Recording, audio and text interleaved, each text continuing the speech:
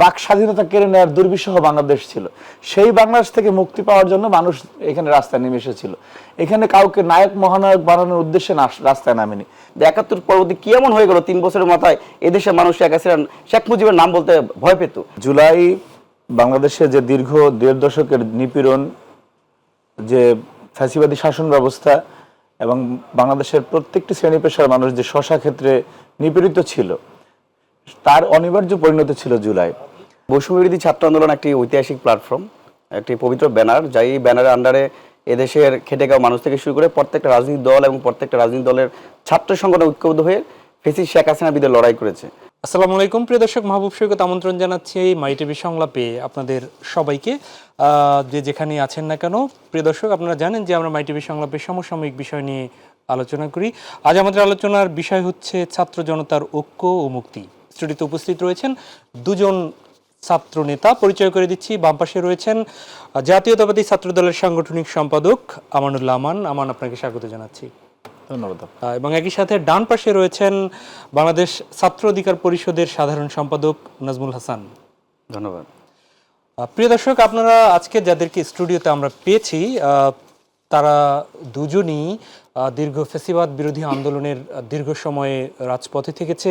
একদম শেষ সময় বৈষম্য বিরোধী আন্দোলনের যে নেতৃত্ব ছিল তখনও তারা রাজপথে থেকেছেন এবং তারা জেল, জুলুম, গুম সেই শিকারও হয়েছেন। তো সেই অবস্থার আলোকে একই জায়গায় একই মোহনায় এসে মিলিত হয়েছিল 24 জুলাইয়ে সকল দল, সকল মত, ফ্যাসিবাদ বিরোধী যারা ছিল তারা। আমরা আজকে সেখানটা থেকে শুরু করতে চাই। প্রথমে যেতে চাই আমানুল্লাহ আমান আপনাকে দিয়েই। সেটি হচ্ছে আমি যতটুকু জানি সেটি হচ্ছে যে বিগত যে আন্দোলনে, ফ্যাসিবাদী যে আন্দোলনে, সেখানে একটি ঐক্যের যে টান তৈরি হয়েছিল। যেমন নাজমুল বৈষম্য বিরোধী আন্দোলনে সরাসরি সংগঠক ছিল, কেন্দ্রীয় সমন্বয়কের পরে পদবি নিয়েছিল।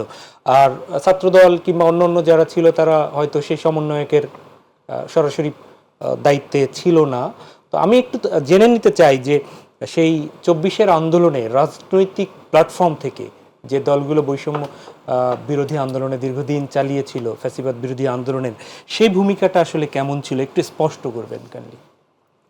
ধন্যবাদ আপনাকে, ধন্যবাদ মাই টিভির যারা দেখছেন সবাইকে আমার ব্যক্তিগত পক্ষ থেকে এবং আমাদের সংগঠন জাতীয়তাবাদী ছাত্র দলের পক্ষ থেকে ধন্যবাদ এবং কৃতজ্ঞতা। দেখুন, জুলাই বাংলাদেশে যে দীর্ঘ 1.5 দশকের নিপীড়ন, যে ফ্যাসিবাদী শাসন ব্যবস্থা এবং বাংলাদেশের প্রত্যেকটি শ্রেণী পেশার মানুষ যে শশা ক্ষেত্রে নিপীড়িত ছিল, তার অনিবার্য পরিণতি ছিল জুলাই। এবং পৃথিবীর যে কোনো দেশে যেখানে গণ অভ্যুত্থান হয় সেখানে একটা দীর্ঘ সময় পরে কিন্তু গণ অভ্যুত্থানের পরিণতির দিকে যায়। এবং আপনি যদি শরীরের কোনো অংশে যদি একটা ফোড়া হয়, সেই ফোড়ার যদি একটা মুখ থাকে, সেটির ভিতরে অনেক প্রয়োজন থাকলেও ওই মুখের মাধ্যমে এটা বিস্ফোরণ ঘটে। গণ অভ্যুত্থানটা এরকমই, যে দীর্ঘ নিষ্পেষণের মধ্য দিয়ে একটা জাতি যখন যায়, একটা পর্যায়ে গিয়ে মানুষ কোনো না কোনো একটা ঘটনায় মানুষ রাস্তায় নেমে পড়ে। এবং সেই ঘটনারই ছিল কোটা সংস্কার আন্দোলন, পরবর্তীতে বৈষম্য বিরোধী আন্দোলনের ব্যানারে যেটি হয়েছে। এবং এইখানে ফ্যাসিবাদ বিরোধী সকল শক্তি তার সর্বস্বটুকু দিয়ে একটা পর্যায়ে রাস্তায় নেমেছিল বলে সেটা সম্ভব হয়েছে। এবং এইখানে কোনো নির্দিষ্ট ব্যক্তি, নির্দিষ্ট গোষ্ঠীকে এটার কৃতিত্ব দেওয়া বা এটা স্টেক হোল্ডার যারা দাবি করে, এইসব শব্দচয়ন এই বৈষম্য বিরোধী আন্দোলন বা এই ফ্যাসিবাদ বিরোধী যে চেতনা, সেটা সেই স্পিরিটকে ধ্বংস করে বলে আমি মনে করি। কারণ হচ্ছে যে এটা সকলে মিলেই, অর্থাৎ শুধু ফ্যাসিস্টরা ছাড়া সকল মানুষের অংশগ্রহণে একটা পর্যায়ে গিয়ে এটি সফলতার মুখ দেখেছে। সুতরাং সেখান থেকে একটি ঐক্যবদ্ধ বাংলাদেশের পথ চলা, এবং আমি দৃঢ়ভাবে বিশ্বাস করতে চাই যে রাজনীতির মাঠে যতটুকু বিরোধিতা থাকুক না কেন, একজন আর একজনের সমালোচনা করুক না কেন, সেটি গণতন্ত্রের সৌন্দর্য। কিন্তু বাংলাদেশের স্বার্থে এবং ফ্যাসিবাদ বিরোধী ঐক্য অটুট থাকার স্বার্থে আমি মনে করি যে এই ঐক্যটি বাংলাদেশে ইনশাল্লাহ বহমান থাকবে এবং এই ঐক্যবদ্ধ বাংলাদেশের মাধ্যমে আমরা এগিয়ে যাবো ইনশাল্লাহ। জি, আপনার কাছে ফিরবো। নাজমুল, আপনি সরাসরি একদমই কেন্দ্রীয় সংগঠক ছিলেন এবং কেন্দ্রীয় সংগঠক হিসেবে এই স্টুডিওতে কথা বলেছেন এই পদবীর আগে। তো সেখানে আমানের কথার সূত্র ধরেই একটু বলছি, স্টেক হোল্ডার দাবি করা বা এককভাবে কোনো স্টেক হোল্ডার দাবি করা তাহলে আন্দোলনের মূল চেতনার পরিপন্থী তিনি বলছেন। তাহলে কি স্টেক হোল্ডার কেউ দাবি করবে না? বিষয়টি কিরকম? ধন্যবাদ আপনাকে, আর একই সাথে আমার সহ আলোচক এবং যারা শুনছেন সবাইকে অভিনন্দন জানাচ্ছি। দেখুন, বৈষম্যবিরোধী ছাত্র আন্দোলন একটি ঐতিহাসিক প্ল্যাটফর্ম, একটি পবিত্র ব্যানার, যাই ব্যানারের আন্ডারে এদেশের খেটে খাওয়া মানুষ থেকে শুরু করে প্রত্যেকটা রাজনৈতিক দল এবং প্রত্যেকটা রাজনৈতিক দলের ছাত্র সংগঠন ঐক্যবদ্ধ হয়ে ফেসিস্ট শেখ হাসিনার বিরুদ্ধে লড়াই করেছে। এখন যে বিষয়টা হয়েছে, যখন এই লড়াইটা শুধু বৈষম্যবিরোধী ছাত্র আন্দোলন যখন হয়, তখন কিন্তু আমি ছাত্র অধিকার পরিষদের কেন্দ্রীয় যুগ্ম সাধারণ সম্পাদক ছিলাম। জি। এবং আমার সাথে, আমি যেহেতু বিশেষ করে সায়েন্স ল্যাব নীলক্ষেত মোহাম্মদপুর এরিয়াতে আমি নেতৃত্ব দিয়েছি, তখন আমার সাথে ঢাকাওয়ালা ছাত্র দলের অনেক দায়িত্ববৃন্দ আছে, তাদের সাথে পরিচয় হয়েছে, শিবির ছিল, অনেকেই ছিল। এখন সবাই সম্মিলিতভাবে প্রয়াস ছিল আমরা শেখ হাসিনার বিরুদ্ধে লড়াই করতে চাই, 18 কোটি মানুষের মুক্তির আন্দোলন করতে চাই।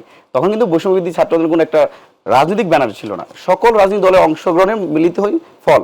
কিন্তু এখানে যদি আমরা কাউকে মাস্টার মাইন্ড বলে দেই, আবার কাউকে যদি বলি এই আন্দোলন শুধুমাত্র বৈষম্যবিরোধী ছাত্র আন্দোলনের সামনে যারা করছে তারাই, এই আন্দোলনে তো একজন যে রিক্সা চালক তার তো সম্পৃক্ততা এখানে আছে। যে রাজনৈতিক দলগুলো গত 1.5 যুগ ধরে নির্যাতিত নিষ্পেষিত হয়েছে, তাদের অবদান কি নাই? অবশ্যই সকল পার্টিসিপেশনে মানুষ ছিল বলে এই আন্দোলন সফল হয়েছে। যে এর আগে তো আমরা বিএনপি থেকে শুরু করে জামাত অনেকের প্রোগ্রাম দেখেছি, অনেকের আন্দোলন হয়েছে, সংগ্রাম হয়েছে। বিশেষ করে 2023 সালে 28 অক্টোবর যে লড়াই সংগ্রাম হয়েছে, তখন কিন্তু সফল হয় নাই, বিকজ এটা একটা দলের আন্দোলনের সাথে জনগণের সম্পৃক্ততা যখন কম হয়, তখন সেই আন্দোলনটা আমরা ফলপ্রসূ দেখি না। তার মানে এই নয় যে অন্যদেরকে আমরা ছোট করে দেখবো। বৈষম্যবিরোধী ছাত্র আন্দোলনের নেতৃবৃন্দ বা আমি সাবেক কেন্দ্রীয় সমন্বয়ক হিসেবে আমি মনে করি তাদের মধ্যে একটা সংকীর্ণতা রয়েছে, তারা নিজেদের মধ্যেই সব ক্রেডিটবাজি করতেছে, যার কারণে যে বৈষম্যবিরোধী ছাত্র আন্দোলনের পবিত্র ব্যানারটা আজকে অনেকেই প্রশ্ন করছে। আমি বুকে হাত দিয়ে বলতে পারি, বৈষম্যবিরোধী ছাত্র আন্দোলনের যে ব্যানার চলাকালীন যে তাদের যে ভূমিকা, সেটা নিয়ে কেউ প্রশ্ন করার সুযোগ পাবে না, কিন্তু 5 আগস্ট পরে যা করতেছে সেখানে অনেকেই প্রশ্ন তুলতে পারে। আমি ছাত্র অধিকার পরিষদ সেক্রেটারি হিসেবে বলছি, ছাত্র অধিকার পরিষদ 2018 সালে কোটা সংস্কার আন্দোলন করে, তখন বাংলাদেশ সাধারণ ছাত্র অধিকার সংগ্রাম পরিষদের নামে আমাদের আন্দোলনের প্রেক্ষিতে তখন সবাই ছিল। শেখ হাসিনা কিন্তু সংসদে বসে 3 অক্টোবর ঘোষণা দিয়েছিলেন বাংলাদেশে কোনো কোটাই থাকবে না। যেই কোটা চলে গেল, সেই কোটাই কিন্তু 2024 সালে 5 জুন আবার হাইকোর্টের রায়ের মধ্যে ফিরে আসলো। তার দায় হিসাবে আমরা কিন্তু ছাত্র অধিকার পরিষদের পক্ষ থেকে প্রথম 5 জুন সন্ধ্যায় রাজু ভাস্কর্যে আমরা মিছিল করেছিলাম ছাত্র অধিকার পরিষদের ব্যানারে। কিন্তু আমরা তখন মনে করলাম, আমরা যেহেতু ছাত্র অধিকার পরিষদের ব্যানার এর আগে প্রোগ্রাম করে আমাদের একটা অভিজ্ঞতা হয়েছে, এই প্রোগ্রাম যদি আমরা আমার দলীয় ব্যানারে করি, তখন হয়তো সাধারণ শিক্ষার্থী বা অন্য দলে যারা আছে, যারা চিন্তা করছে, তারা হয়তো আমাদের সাথে সম্পৃক্ত হওয়ার সম্ভাবনা কম। তখন কিন্তু আমার নিজের ব্যানারটা ছেড়ে দিয়ে আমরা বিক্ষুব্ধ ছাত্র জনতা বৈষম্যবিরোধী ছাত্র আন্দোলনের মাধ্যমেই করেছি, কোনো কাউকে নেতা বানানোর জন্য না, শুধুমাত্র দেশের মানুষের মুক্তির লড়াই করার জন্য। কিন্তু যারা তখন আপনারা ছিলেন, আপনি নয় আপনার ছাত্র অধিকারে ফিরে এসেছেন, কিন্তু যারা তখন এই আন্দোলনের আপনাদের ব্যানারে ছিল, বৈষম্য বিরোধী আন্দোলনে, সে যদি এখন তার কৃতিত্বটা দাবি করতে চায়, সেটি কি করা অস্বাভাবিক? সেটি কি করবে না? অবশ্যই করাটা স্বাভাবিক, কিন্তু যখন অতিরঞ্জিত করবে বা পুরো ক্রেডিটটাই যখন আমি নিয়ে নিব, তখন তো সমস্যায় কথা তুলবে অন্যরা। আমি মনে করি যার যতটুকু অবদান আছে, দেশের প্রত্যেকটা রাজনৈতিক দলের অবদান রয়েছে, তো এটাও স্বীকার করতে হবে। আপনি যত বড় রাজনৈতিক দলের নেতাই হন না কেন, কিন্তু তখন যারা হেমিওলনের বাসিওলার মতো যাদের কথা শুনে এদেশের মানুষ ঐক্যবদ্ধ হয়েছে, তাদেরকে 5 আগস্ট পর্যন্ত তাদেরকে সম্মান দিতে হবে। এবং একই সাথে 5 আগস্ট পরবর্তী সময় তাদের যে সংকীর্ণতা, তাদের যে ক্রেডিট নিজেদের করে তুলে নিয়ে আসা, এই জায়গাতে সমালোচনার জায়গা আছে। আমি জিনিসটা নিজের কাছে খারাপ লাগলে আমি মনে করি যে অনেকটা বঙ্গবন্ধুর মতো, 71 সালে বঙ্গবন্ধু ছিল এদেশের অবিসংবাদিত নেতা, 71 পরবর্তী কি এমন হয়ে গেল 3 বছরের মাথায় এদেশের মানুষ শেখ মুজিবের নাম বলতে ভয় পেত, 5 বছরের 3 বছরের মাথায় 75-এর 15 আগস্ট ঘটে গেছে। সেক্ষেত্রে আমি মনে করি আমার সহকর্মী যারা ছিল বা যারাই আছে, সবার প্রতি আহ্বান থাকবে, এখনো জুলাই আসছে আমাদের ঐক্যের বার্তা নিয়ে, মাঝখানে আমাদের বিভাজিত হয়েছি, আবার জুলাই ফিরে এসেছে, 365 দিন পর আছে। আমরা যেন এই ক্রেডিট না নিয়ে দলের ক্রেডিট বাদ দিয়ে দেশের ক্রেডিট যেন দিতে পারি, মানুষের ক্রেডিট যেন দিতে পারি। আমরা যা পাই না এতদিন, গত 1.5 যুগ ধরে যা পাই নাই, ভোটের অধিকার পাই নাই, কথা বলার স্বাধীনতা পাই নাই, বাক স্বাধীনতা ছিল না, আজকে যেন আমরা সেগুলো পাই। প্রত্যেক দলের মধ্যে আমরা সংযত আচরণ চাই। ধন্যবাদ। নিশ্চয়ই আমানুল্লাহ আমান সেটাই আপনিও চান, কিন্তু আমরা দেখেছি যে 24 আগস্ট 36 জুলাইয়ের আগে আপনারা যে এক পতাকার নিচে থাকা অথবা একটি দাবিতে অটল থাকা, তার পরবর্তীতে এই স্টেক হোল্ডার যারা আছেন দাবি করছেন, তাদেরকে বহুধা বিভক্ত দেখেছি, এবং সেটির কারণ ছিল যে এক একজনের পিঠে এক একটা সিল মেরে দেওয়া। আপনি ছাত্রদল, আপনি বিএনপি, আপনি গণ অধিকার, আপনি জামাত, আপনি শিবির। সেটি নিয়ে কিছুদিন আপনারা একসাথে থাকলেন এক প্ল্যাটফর্মে, পরবর্তীতে আপনারা বহুধা বিভক্ত হয়ে গেছেন।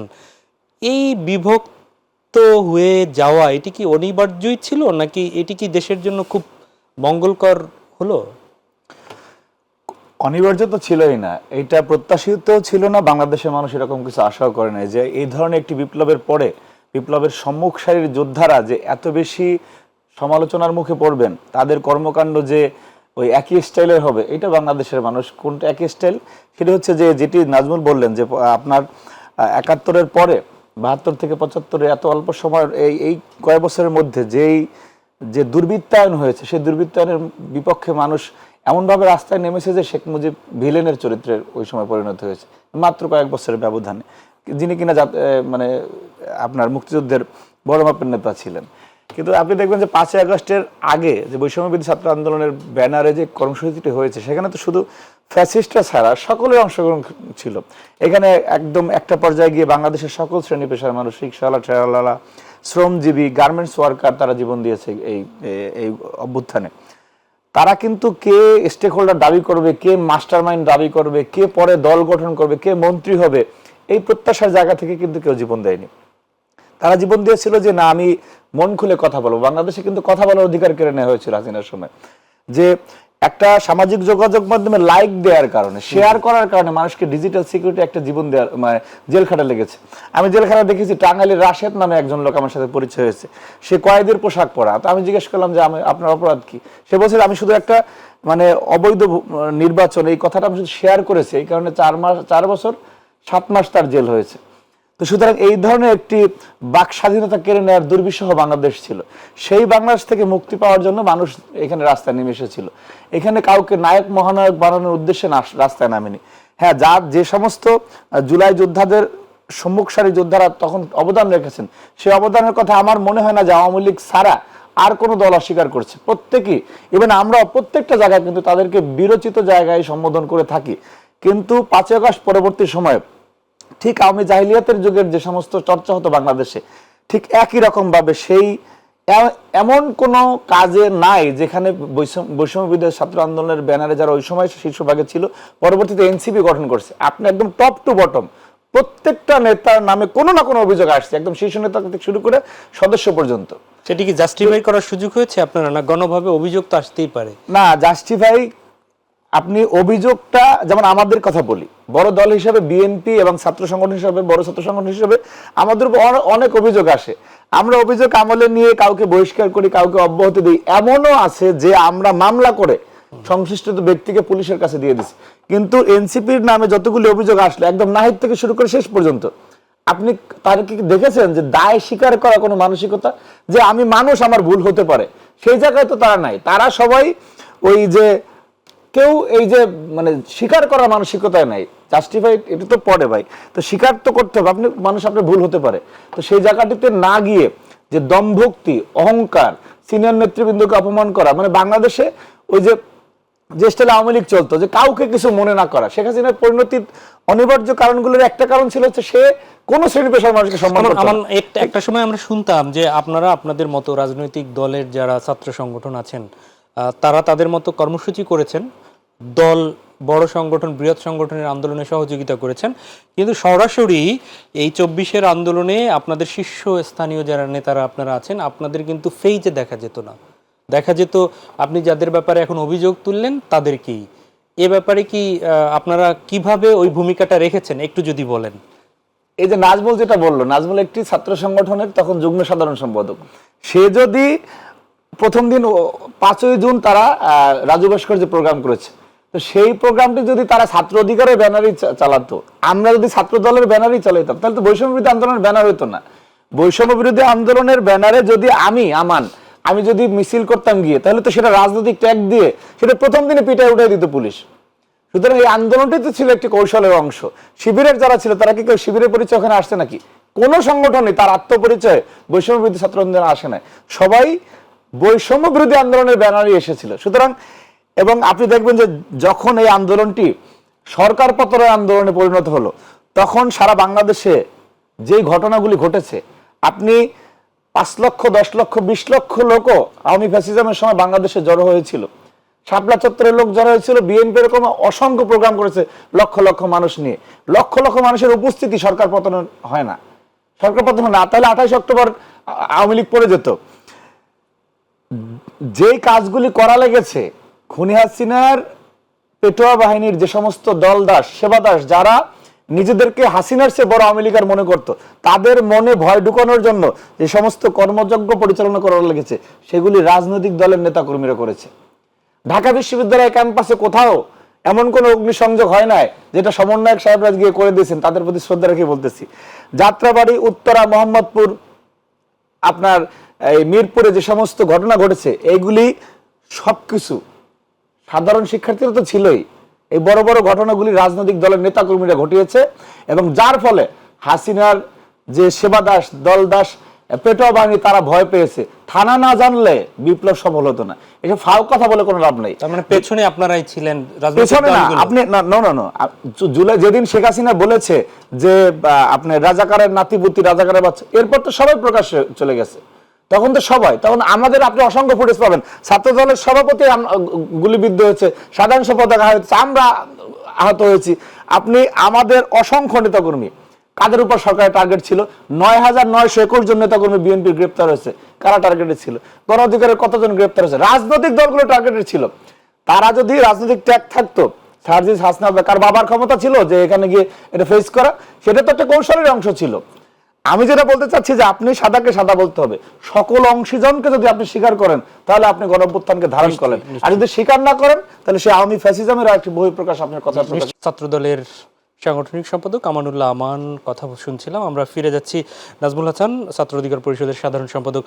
নাজমুল, ছাত্র জনতার ঐক্য আমরা বলছি, তো সেখানে জনতা বিষয়টি আমরা আলোচনা করব।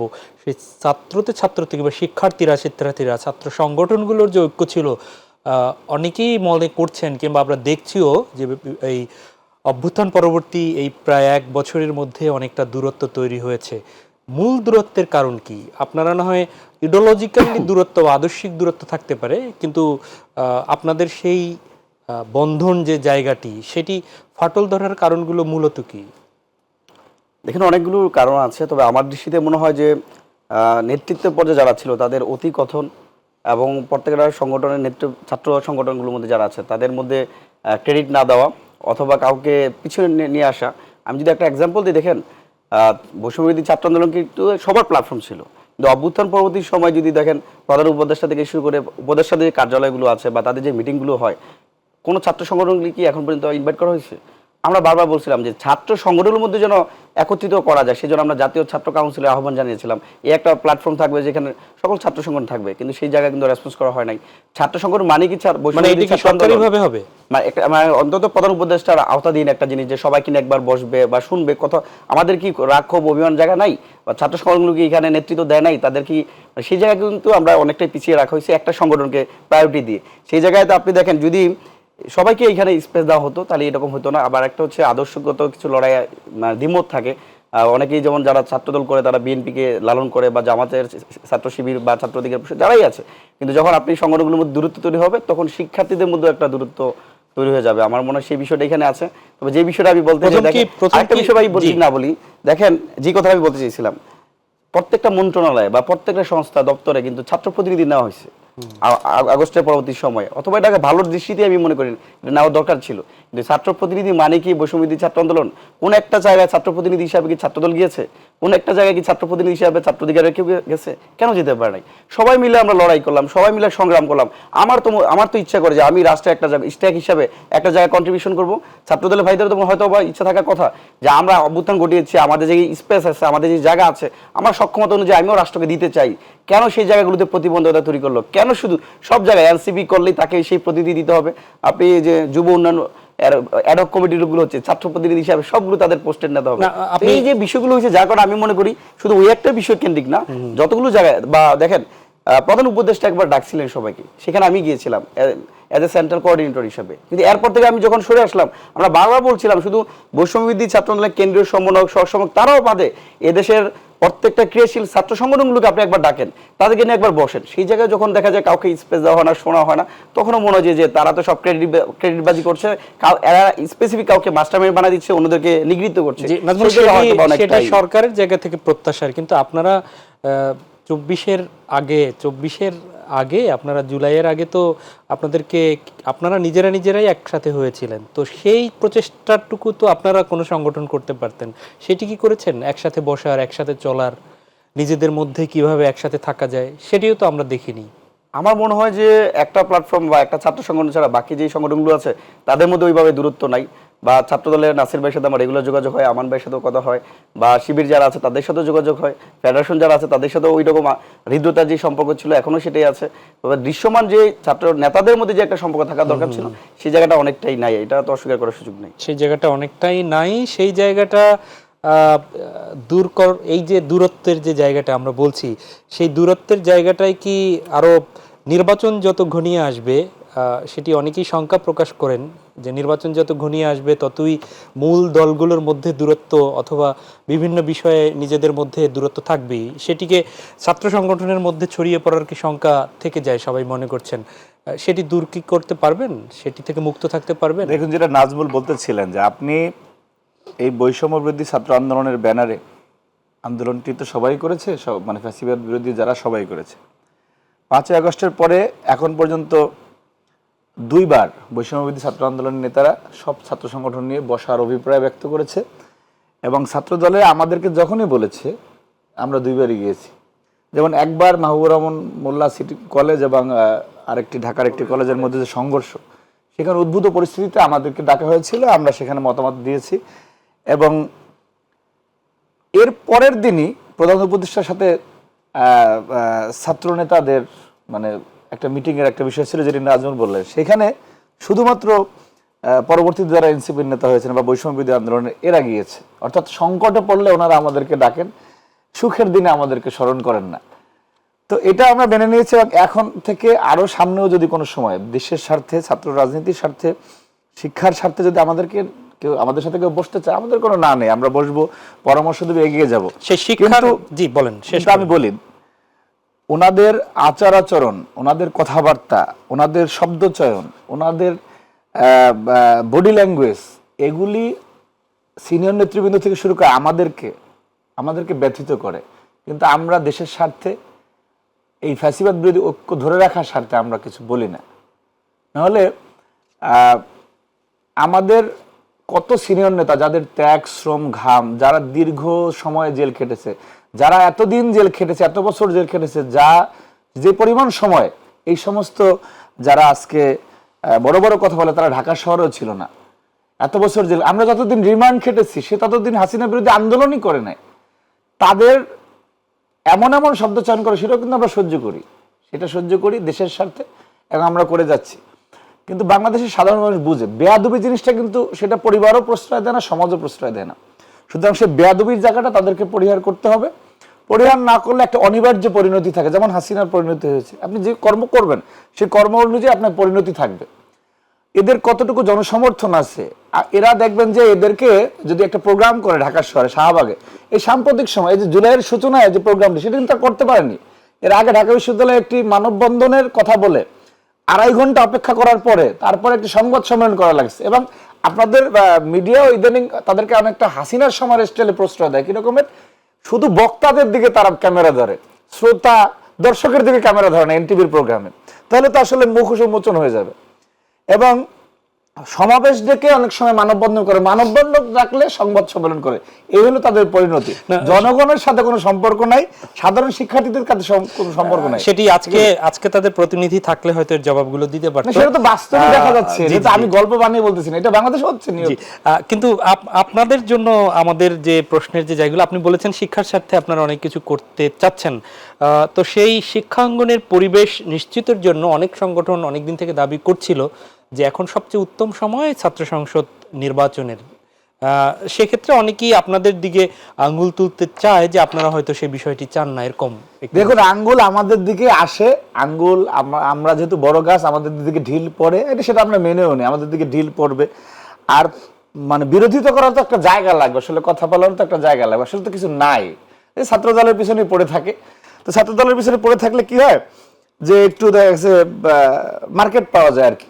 আমাদের অনেক ছেলে পেলে বলে যে এই কি কথা বললো, এই ধরনের কথা কে বললো, একটু পরিচিত হয়। যেমন এই যে কি আছে এনসিবির নাসিরউদ্দিন পাটোয়ারি, ঠিক আছে, আলোচনায় থাকার জন্য উদ্ভট এমন কথাবার্তা বলবে, মানুষ হাসে। তো ছাত্র সংসদের আলোচনা যখন থেকে আসছে, ছাত্র সংসদ নির্বাচন তো ছাত্র দলের ইতিহাস হচ্ছে ছাত্র সংসদের ইতিহাস। ছাত্র দল বাংলাদেশের জনপ্রিয় ছাত্র সংগঠন হয়েছে ছাত্র সংসদের মাধ্যমে, সেটা আপনারাও জানেন। এইবার 5 আগস্ট পরবর্তী সময় ছাত্র সংসদের বিষয়ে যখন কথা হলো, এই যে এত বড় বলি দেয় না এক একজন, এরা কিন্তু কেউ গঠনমূলক কোনো কথা ছাত্র সংসদকে ত্বরান্বিত করার জন্য করেনি। আমরা সেখানে একটি বিশেষ করে ডাকসুতে আর লিখিত প্রস্তাবনা দিয়েছি সংস্কার এবং গঠনতন্ত্র নিয়ে, যে এই বিষয়গুলি, এই যে ডাকসু সভাপতি পদ নিয়ে যে আজকে আলোচনা হচ্ছে বহুল চর্চিত, সেটা ছাত্র দলের দেওয়া প্রস্তাব। সুতরাং আমাদের আগ্রহ রয়েছে, এবং এই যে এত বড় বড় বুলি আওড়ায়, এইটা নির্বাচনের ফলাফলই দেখা যাবে যে কার কতটুকু কি আছে। শুধু এইটি মাত্র আলোচনায় থাকার জন্য সমস্ত কথাবার্তা হচ্ছে।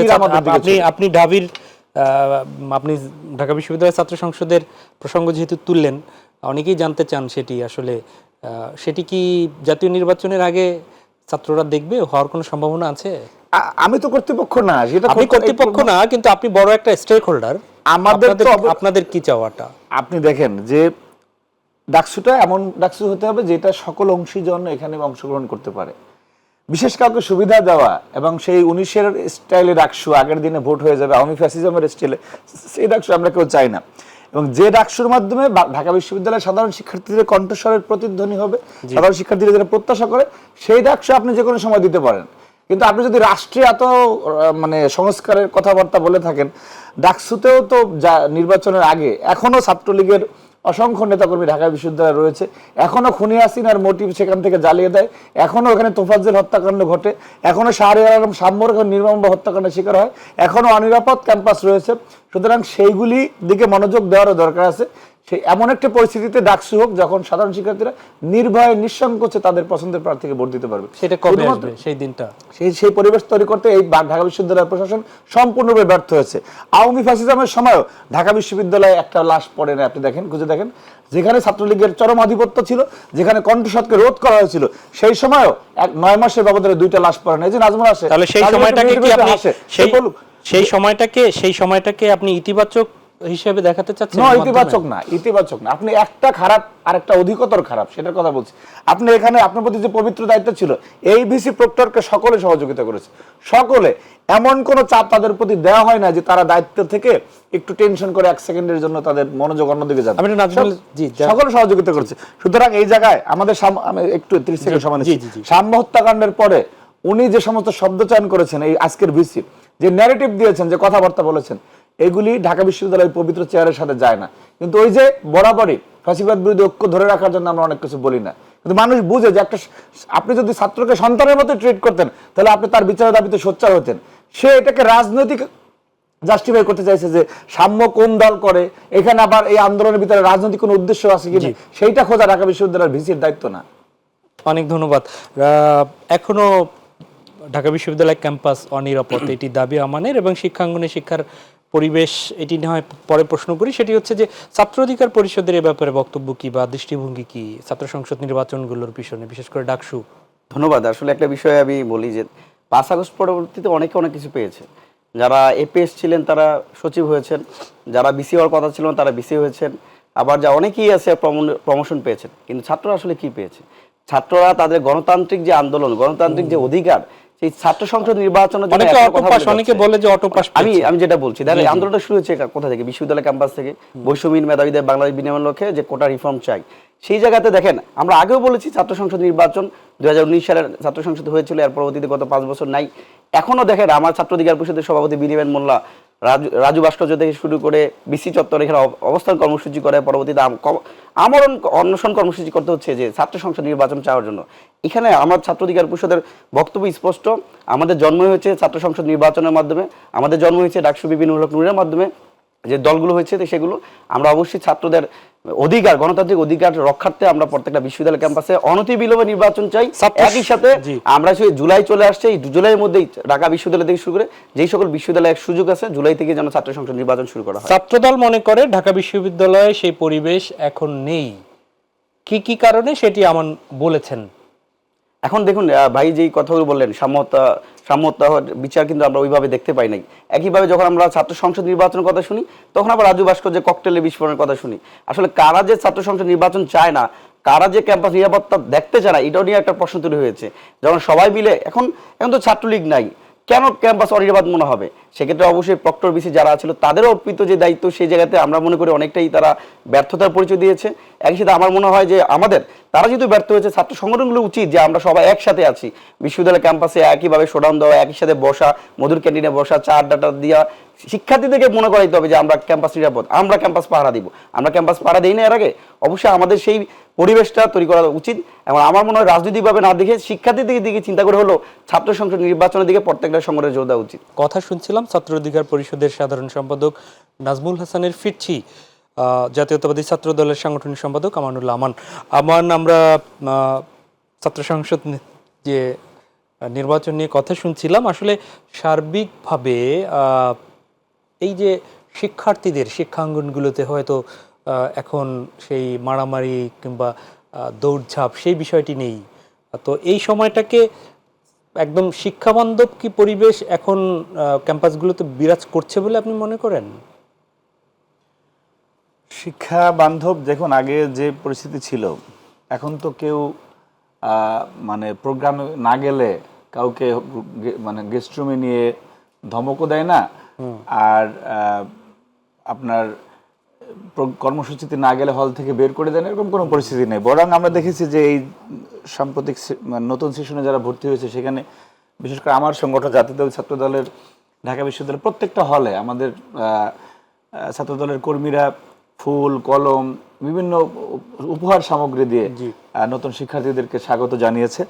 এবং অর্থাৎ সেই যে রাজনীতিটা, যে আগে যেরকম প্রথম দিনই মানে বড় ভাইদের আশীর্বাদ নিয়ে আওয়ামী ফ্যাসিজমের সময় হলে উঠতো, হওয়া লাগতো, তারপর গেস্ট রুমে যাওয়া লাগতো, সেগুলি নেই। শিক্ষার পরিবেশ রয়েছে, কিন্তু কর্তৃপক্ষ বা শিক্ষকরা যে শিক্ষা প্রদান করবেন, সেটা তো ছাত্র সংগঠন সেই পদ্ধতি নিয়ে কাজ করার সুযোগ কম। সেটা যদি কোথাও কোনো ঘাটতি থাকে, সেটা ছাত্র সংগঠন হিসেবে সেটা পরামর্শ বা ভুল ধরিয়ে দেওয়ার বিষয়টা থাকতে পারে। আপনি একটা ভালো পয়েন্ট রেজ করলেন যে এটার সাথে আসলে পরিবেশের সাথে শুধু শিক্ষার্থীদের না, শিক্ষকদেরও একটা বিষয় আছে। তো শিক্ষকদের রাজনীতির অনেক সময় আমরা জানি যে বলি হয় ছাত্র সংগঠন, ছাত্ররাও। সেই অবস্থা আসলে কতটা দূর হয়েছে? আগে তো দেখতাম যে এই নীল দল, সাদা দল, লাল দল, আগে নীল দল মানে লাইন, এখন কি সেই নীল দলের বাইরে যারা আছে, আমরা সাম্প্রতিক সময় দেখেছি যে আগে যারা ওই দলে ছিল তারা এই দলে আসা, তারা আবার কন্ট্রোল করা, সেই বিষয়টি আসলে কতটুকু মনে করেন? এটা শুধু শিক্ষকতার লাইনে না, আপনি হাসিনার ফ্যাসিজমের সময় আমাদেরকে দিয়ে আমরা বলি যে এমন শিক্ষকও ঢাকা বিশ্ববিদ্যালয়ে দেখেছি যে ছাত্র দলের কর্মসূচিতে এসেছে, পুলিশ ধাওয়া দিয়েছে। আপনার আমাদের ফজলুর রহমান খোকন ভাই ছাত্র দলের সাবেক সভাপতি, আমার সামনে থেকে সে কলা ভবনে দোতলা একটা জায়গায় ঢুকেছে, এখানে নতুন প্রভাষক নিয়োগ পাওয়া দুজন শিক্ষক সাবেক ছাত্রলীগের, তারা তাকে ধরে তারপর পুলিশের সোপর্দ করেছে। অর্থাৎ আওয়ামী ফ্যাসিজমের সময় অসংখ্য শিক্ষক যারা এখনো কিন্তু শিক্ষকতায় বহল তবিয়তে আছেন, তারা প্রত্যেকেই শেখ হাসিনার কোনো না কোনোভাবে দোষর হিসেবে কাজ করেছে। শিক্ষকতা যে মহান পেশা, সেই পেশায় তারা কলঙ্ক কালিমা লেপন করেছে। এবং আপনি দেখবেন যে এই যে ঢাকা বিশ্ববিদ্যালয়ের একদম সিনিয়র টিচাররা পর্যন্ত, যারা জুলাইয়ের শেষের দিকে একদম আগস্ট শুরু হয়েছে, তখনও আখতারুজ্জামান সাহেবদের নেতৃত্বে আমরা দেখেছি যে হাসিনার ফ্যাসিবাদকে মানে বৈধতা দেওয়ার জন্য তাদের কি আপ্রাণ চেষ্টা। সেই সমস্ত শিক্ষকরা এখন যদি একটা জায়গায় প্রতিবাদ হয় যে এই ফ্যাসিবাদের দোষর ছিল, এই শিক্ষক থাকবে না, তখন আর এক শ্রেণীর এরা এমন একটা বয়ান নিয়ে আসে যে আরে শিক্ষকের বিরুদ্ধে কেন কথা বলে, কেন ভাই শিক্ষক অপরাধ করলে সে অপরাধী না? শিক্ষক তো অপরাধ করতে পারে, শিক্ষক তো সিলিমতল হইতে জড়ায়, শিক্ষক তো তার ছাত্রীকে অনেক সময় দেখছি অনেক ধর্ষণ চেষ্টার কারণে শিক্ষককে অপসারিত হওয়া লাগে। সুতরাং যে অপরাধী তার একটাই পরিচয়, সে অপরাধী। ফ্যাসিস্ট তার একটাই পরিচয়, ফ্যাসিস্ট। জি, সেখানে আপনারা ছাত্র সংগঠন হিসেবে নিজ নিজ প্রোগ্রাম করেছেন দেখেছি, কিন্তু এই যে হলের খাবারের মান, সিট, শিক্ষার পরিবেশ, গবেষণা কিংবা পাঠ দান করানোর যে বিষয়গুলো, নিশ্চয়ই জানেন যে আমরা ছাত্র সংগঠন বলি, আপনারা দাবি করেন সাউথ এশিয়ার বড় সংগঠন, কিংবা ওরা দাবি করে আমরা বড়। সেখানে এই যখন শিক্ষার গুণগত মানের কথা আসে, সেক্ষেত্রে কিন্তু বাংলাদেশ শিক্ষার গুণগত মান থেকে বিশ্ববিদ্যালয়গুলো এই যে তালিকায় থাকে না। তো সেইটি কি এই এক বছরে, এখন তো ফ্যাসিস্ট নাই, এক বছরে কি সেই অবস্থাটা থেকে শিক্ষার মূল ধারায় ফিরতে পেরেছে বিশ্ববিদ্যালয়গুলো? না, এটা আসলে সম্ভব না। এক বছরে আপনি একটা গুণগত মান মানে পরিবর্তন করে আপনি মানে 1 বছরের ভিতরে আপনি ইউরোপের মানের সাথে চলে যাবেন বা অন্য কোনো ডেভেলপ কান্ট্রির যে পড়ালেখা যাদের র্যাঙ্কিং অনেক উপরে সেটা চলে যাওয়া সম্ভব না। এটা ধীরে ধীরে হতে হবে। আপনি যদি হঠাৎ চালু হয়েছে, সুযোগটা কি হয়েছে? সুযোগ তৈরি হয়েছে, কিন্তু আমাদের মহামান্য শিক্ষকদেরকে সেই জায়গাটা থেকে বের হয়ে আসতে হবে, যে ওই ধারণা থেকে যে না আমার এই পদে যাওয়ার জন্য, আমার ফ্যাকাল্টি হওয়ার জন্য, আমার ডিন হওয়ার জন্য, আমার প্রভিসি ভিসি হওয়ার জন্য আমার কারো না কারো চাটুকারিতা করতে হবে, ওই জায়গাটা থেকে তার বের হয়ে আসতে হবে। তাহলে আপনি তার কাছ থেকে প্রকৃত শিক্ষা পাবেন। কিন্তু টেন্ডেন্সি যদি ওরকম থাকে যে আপকামিং কারা ক্ষমতা আসতে পারে তাদের সাথে একটু যোগাযোগ করি, এখন কারা আসছে তাদের সাথে একটু যোগাযোগ করি, একটু মানে বৈষম্য বিরোধীদের সাথে একটু আশীর্বাদ নিয়ে আসি, তাহলে সেই শিক্ষকের কাছ থেকে আপনি কখনোই সেই শিক্ষাটা পাবেন না যে শিক্ষার মাধ্যমে একটি জাতি এগিয়ে যাবে। ধন্যবাদ। নাজমুল, কোটার বিরুদ্ধে আন্দোলন শুরু করেছিলেন, তাপ বৈষম্য বিরোধী, এরপরে এক দফা হলো, কিন্তু যে কোটার বিরুদ্ধে আন্দোলন, সেই বিপ্লবের পরে সেই কোটা আবার আমরা ঢাবিতে দেখতে পাচ্ছি। কিভাবে দেখছেন বিষয়টা? অবশ্যই আমরা যে আমাদের আন্দোলন বা 2000 অধিক শহীদ হয়েছে কিসের বিরুদ্ধে? বৈষম্যহীন মেধাবীদের বাংলাদেশ বিনিময়ের লক্ষ্যে কোটার সংস্কার চাই, কোটা যেন না থাকে। সেক্ষেত্রে এখন ঢাকা বিশ্ববিদ্যালয়ে যে একটি সেশনকে বিশেষ সুবিধা দেওয়ার জন্য যে একটি ঘোষণা এসেছে, আমরা ছাত্র অধিকার পরিষদের পক্ষ থেকে সেটা প্রতিবাদ জানিয়েছি। এর আগেও শুধু এই প্রথমই নয়, আমরা দেখতে পেয়েছি মাস দুয়েক আগে মন্ত্রণালয় থেকে জুলাই মাধ্যমিক এবং উচ্চ মাধ্যমিক শিক্ষা বোর্ডের আন্ডারে পুরো বাংলাদেশ ব্যাপী যারা স্কুল ভর্তি হবে বা কলেজে ভর্তি হবে তাদের ক্ষেত্রে একটা প্রিভিলেজ দেওয়ার কথা হয়েছিল। আমরা ছাত্র অধিকার পরিষদের পক্ষ থেকে তাৎক্ষণিক সংবাদ সম্মেলন করার পর তাদের 24 ঘন্টা আলটিমেটাম দিয়েছিলাম। পরবর্তীতে সেই কোটাটা আবার ফিরিয়ে নেওয়া হয়েছে। একইভাবে আমি মনে করি ঢাকা বিশ্ববিদ্যালয় আবার সেই কোটা ফিরিয়ে আনা বা বিশেষ সুবিধা দেওয়া, আমরা শহীদদের যে রক্তের সাথে বেমানি করা, আমরা ঢাকা বিশ্ববিদ্যালয় প্রশাসনের প্রতি আহ্বান জানাই অনতিবিলম্বে যেই সুযোগটার কথা বলা হয়েছে সেটা যেন অন্য কোনো মাধ্যমে যদি আমরা ঢাকা বিশ্ববিদ্যালয়ের পক্ষ থেকে সুযোগ থাকে, তাদেরকে আর্থিকভাবে, তাদেরকে মানসিকভাবে অন্য কোনো সাপোর্ট দেওয়ার থাকে। কিন্তু শিক্ষার ক্ষেত্রে আসলে কোটা কোনোভাবেই হতে পারে না, মেধার চেয়ে কোটা কোনোভাবেই বড় হতে পারে না। সেই জায়গাতে অবশ্যই অবস্থা উচিত। অনেকেই মনে করেন যে যে শিক্ষার্থীরা নেমে এসেছিল রাজপথে, সেই শিক্ষার্থীরা আর টেবিলে ফিরতে পারছেন না, তারা হয়তো একটা জায়গায় এসে আটকে গেছে। এখন এটি কি মনে করেন, এই অবস্থার কি ট্রমাটাইজের কারণে, না তাদের অন্য কোনো কারণ আছে এর পেছনে? আসলে দেখুন, শেখ হাসিনা চলে যাওয়ার পর এদেশের অবস্থা কি ছিল? প্রত্যেকটা সেক্টর ধ্বংস হয়ে গেছে, ভঙ্গুর একটা অবস্থা। শেখ হাসিনা চলে যাওয়ার পর মাসখানেক কোনো পুলিশই ছিল না ওইভাবে। ট্রাফিকগুলো কারা কন্ট্রোল করেছে? শিক্ষার্থীরা। এই শিক্ষার্থীদের কিন্তু দেশের সংকটে তারা নিজেরাই চলে আসে দায়িত্ব নিতে। সেক্ষেত্রে আমার মনে হয় প্রায় 11 মাস চলে যাচ্ছে, 12 মাস হবে, বছর খানেক। এই সময় আমরা যে জুলাই আগস্টের পর সেপ্টেম্বর অক্টোবর যে সিচুয়েশন ছিল, এখন আর ওই সময়টা নাই যেখানে ছাত্ররা রাস্তায় থাকবে। আবার যখন সংকট পড়বে, আবার যখন সমস্যা তৈরি হবে, তখন তারা দাঁড়াবে। বাট এখন এই বঙ্গুর অবস্থাটাকে থেকে অনেকটাই কাটানোর চেষ্টা হয়েছে। সেক্ষেত্রে আমাদের শিক্ষার্থীদের উচিত বা আমাদের ছাত্র সংগঠনগুলোর উচিত, আমরা চেষ্টা করছি শিক্ষার্থীরা যেন তারা শিক্ষার সুষ্ঠু পরিবেশ চায়। ছাত্র সংগঠন হিসেবে আমরা মনে করি শিক্ষার্থীদের যে অধিকার, শিক্ষার সুষ্ঠু পরিবেশ নিশ্চিত করা, তাদের গবেষণা খাতে বৃদ্ধির ক্ষেত্রে আমরা যেন ভূমিকা রাখতে পারি। গণরম গেস্টরুম যে কালচার ছিল আগে, বর্তমানে যেটা নাই, সেটা যেন কোনোভাবে ফিরে না আসে। মেধাবীরা ছাত্র সংগঠনে কি আসছে? আসলে অবশ্যই এখন যারা আগের তুলনায় আপনারা এখন যারা ছাত্র সংগঠনগুলো নেতৃত্ব দিচ্ছে, তাদের চিন্তা ভাবনা, কথাবার্তা শুনলেও আপনাদের হয়তো আশা করি একটা যে যুগান্তরী পরিবর্তন আমাদের প্রত্যাশা ছিল সেটা অনেকটাই কাছাকাছি চলে আসছে আশা করি। ধন্যবাদ। একদমই 40 সেকেন্ড বা মতো সময় দিতে পারবো। সেটা হচ্ছে যে ঐক্য সাথে একটা মুক্তির সম্পর্ক আছে। তো সেই জায়গা থেকে আসলে পরবর্তীতে ছাত্র সংগঠনগুলো, আপনারা যারা ফ্যাসিবাদ বিরোধী আন্দোলনে ছিলেন, জেল জুলুম আমরা জানি, যে সেই জায়গা থেকে সেই ঐক্যটা কতটুকু ধরে রাখার ব্যাপারে আপনারা ছাত্র সংগঠন হিসেবে ভূমিকা রাখবেন? একদম 30 সেকেন্ডে বলবেন। আমরা বাংলাদেশ জাতীয়তাবাদী ছাত্রদল এই বিষয়ে শতভাগ আন্তরিক। আমরা দৃঢ়ভাবে বিশ্বাস করতে চাই যে আমাদের মধ্যে মত পার্থক্য থাকবে, মতবিরোধ থাকবে, কথার খোঁজকচানি থাকবে, আমাদের ভিতরে টেলিভিশনে টকশোতে ঝগড়া হবে, কিন্তু ফ্যাসিবাদের বিরুদ্ধে এবং বাংলাদেশের স্বার্থে আমরা আমাদের ঐক্য এবং এই ফ্যাসিবাদ বিরোধী ঐক্য ধরে রাখবো ইনশাআল্লাহ। একদমই এক কথা শুনতে চাই। আমরা ছাত্র অধিকার পরিষদ নিরাপদ, সন্ত্রাসমুক্ত, বাসযোগ্য বাংলাদেশ চাই, যে বাংলাদেশের প্রত্যেকটা মানুষ নিরাপদভাবে চলাফেরা করতে পারে। অনেক অনেক ধন্যবাদ নাজমুল হাসান আপনাকে, এবং অসংখ্য ধন্যবাদ আমানুল্লাহ আমান, আপনাদের দুজনকে। প্রিয় দর্শক, এই ছিল আমাদের আজকের আয়োজন। দেখা হবে পরবর্তীতে। আমরাও চাই ফ্যাসিবাদ মুক্ত বাংলাদেশ, যে বাংলাদেশ এগিয়ে যাক অনেক দূরে, বৈষম্যহীন বাংলাদেশ, কল্যাণমূলক বাংলাদেশ, সেই বাংলাদেশ গড়ুক এই প্রজন্মের এই নেতৃত্বের হাত ধরে। আর সেই বৈষম্যহীন এবং কল্যাণমূলক বাংলাদেশ গড়তে আসুন যে যার জায়গা থেকে একটু হলেও ইতিবাচক ভূমিকা পালন করি। আল্লাহ হাফেজ।